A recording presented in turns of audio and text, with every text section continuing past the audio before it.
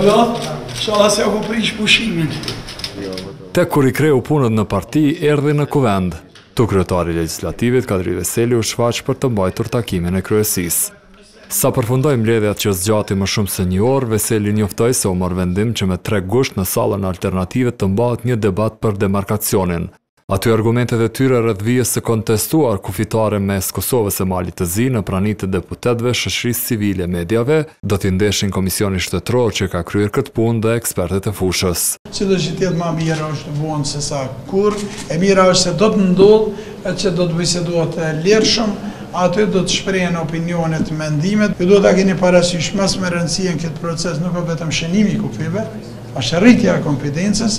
Si shef I partisë së madhe të koalicionit, I pari I PDK-s tha se me LDK nuk e kanë ndonjë dallim të madh rreth kufirit me malazezët.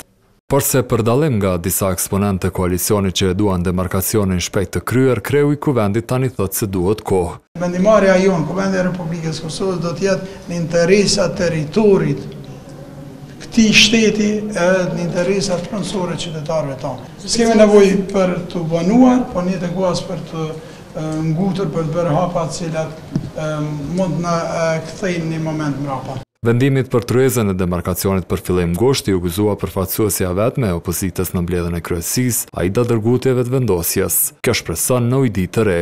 Marrëveshja për demarkacionin tashmë është e pavlefshme, tashmë është e vdekur.